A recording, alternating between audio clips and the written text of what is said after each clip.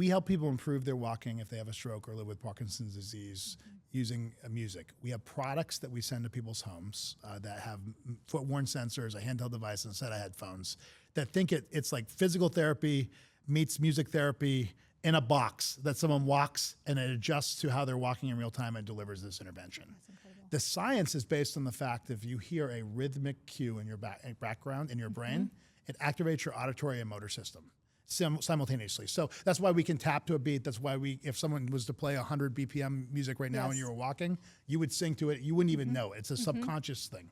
It's a different pathway than if you tried to walk normally after a stroke, which you have damage. Yeah. So you're recruiting a different pathway in the brain. The subconsciously. Yes. And then because of neuroplasticity, you're building that pathway as the predominant pathway to then recruit movement in the future.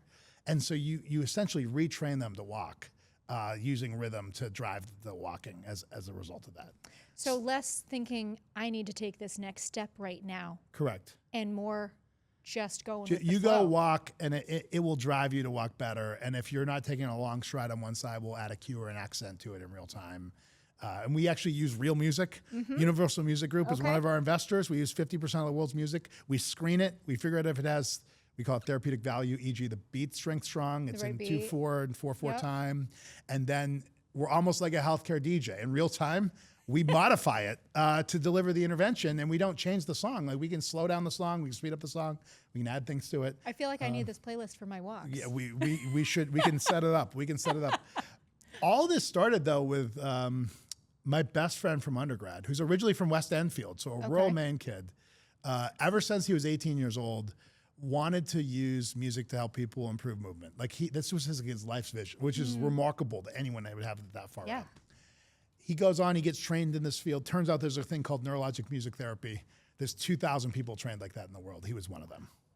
Wow. He was working at Spaulding Rehab in Boston, which is like #2 rehab hospital in the country, Porter Harvard Medical School, and was getting great results. But then people would leave and say, well, Brian, how do I get this care when I leave the hospital? I was graduating in business school at the time. I'd already started another company, and so had an entrepreneurial itch. Yeah. And instead of looking for a job, though, like I was advising Brian on, like, well, how do we take Brian and reach more people? And at one point in time, we're like, well, let's just launch a company and figure it out. And I remember this conversation. Let's just do it. Though Holly, my wife, who is a saint, I remember sitting down like that night and talking to her. I think we were having appetizers at a bar, and she's like, I'm like, that's what I think I'm doing. She's like, wait, so you're not going to make any money? I'm like, well, like eventually. Maybe in the future. Yeah, like upside. Do we need money? Yeah, exactly. And then she went into full-on negotiation mode, which I was okay with. She was like, she's an optometrist, so she's like, all right, we're in Boston at the time. We're moving back to Maine. We're going to live 3 miles from where I work. I'm going to get a job. I'll pay all the bills, and you can do whatever you want. That sounds like a really good deal. I'm like, great.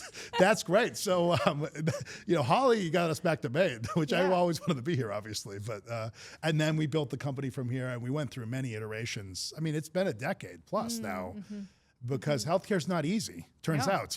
No, healthcare is not easy. Turns out. I mean, the personal side of healthcare, as a nurse, certainly that's where you feel the reward, not in the bureaucracy. That's for sure. Correct. Do you have any, particular patient stories that stand out to you? Have you seen the personal side of this and how it plays out? Like, what is one of those most impactful stories to you? Maybe 2 stories.